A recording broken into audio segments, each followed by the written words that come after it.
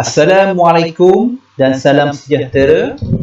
Nama saya Muhammad Izhar bin Abdul Hamid, nombor matrik 890606057330001. Saya student pada OUM Kuantan. Hari ini saya nak present berkaitan dengan subjek Teknologi Persekitaran dan Pekerjaan semester September 2021. Pengenalan, apa itu toksik PCB? Polychlorinated biphenyl. Sekumpulan bahan kimia organik buatan manusia yang terdiri daripada atom karbon, hidrogen dan klorin. PCB tidak mempunyai rasa atau bau yang diketahui dan mempunyai julat konsistensi daripada minyak pepejal berlilin.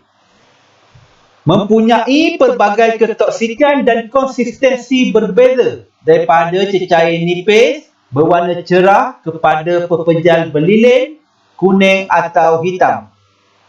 Ianya tidak mudah terbakar, kestabilan kimia takat didih yang tinggi dan sifat penebat elektrik. Digunakan dalam pelbagai produk berbeza seperti peralatan elektrik, salutan permukaan dakwat, pelekat, bahan kalis api dan cat.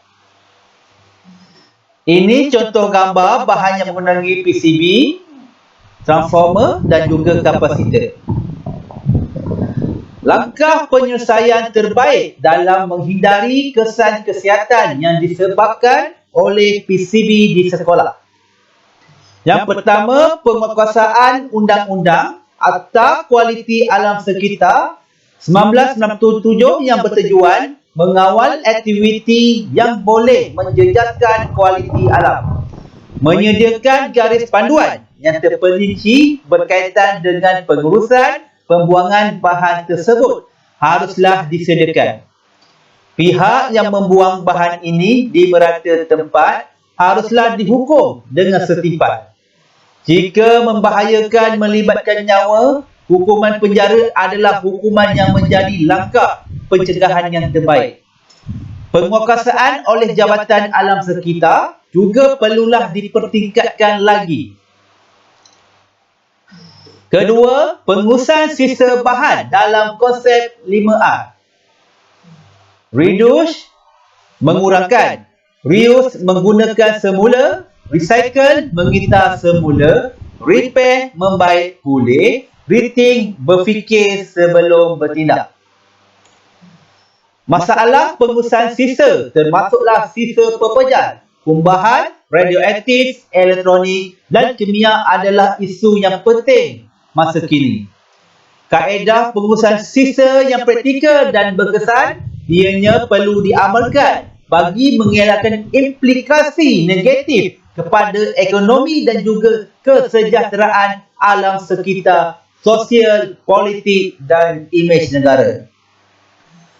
Sistem pengurusan sisa yang proaktif dan juga sistematik ianya telah lama dilaksanakan oleh negara maju seperti Jepun, Amerika dan Eropah bagi bertujuan mengimbangi keperluan ekonomi dan alam sekitar. Ini contoh gambar tong sampah yang berwarna. Setiap warna ini ada bahagian-bahagian dia, tak ada kegunaannya. Biru, coklat dan jingga. Kempen kesedaran. Yang ketiga, kempen kesedaran perlu dilakukan di semua sekolah supaya mereka sedar betapa pentingnya memelihara alam sekitar. Risalah-risalah haruslah diedarkan di semua sekolah. Memberikan pendidikan berkaitan dengan bahayanya PCB.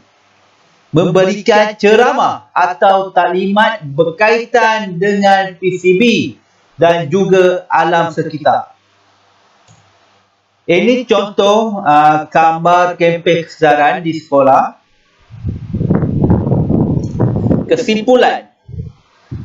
Kesimpulannya secara amnya PCB adalah toksik yang beracun dan ianya juga akan menyebabkan kanser. Terdapat beberapa perkara yang diambil bagi menyelesaikan kesan kesihatan yang disebabkan oleh PCB di sekolah.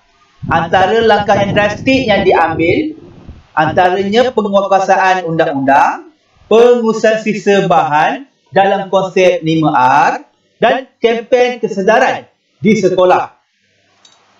Dengan itu, dengan langkah yang diambil, bahaya PCB kepada manusia dapat diatasi dengan baik.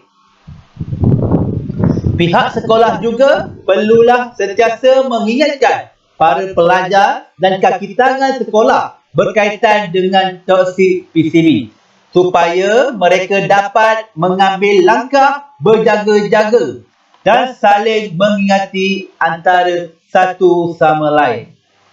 Bak kata pepatah Melayu, sediakan payung sebelum hujan. Ini juga memberikan mesej yang baik kepada mereka supaya dapat menjaga kesihatan dengan baik.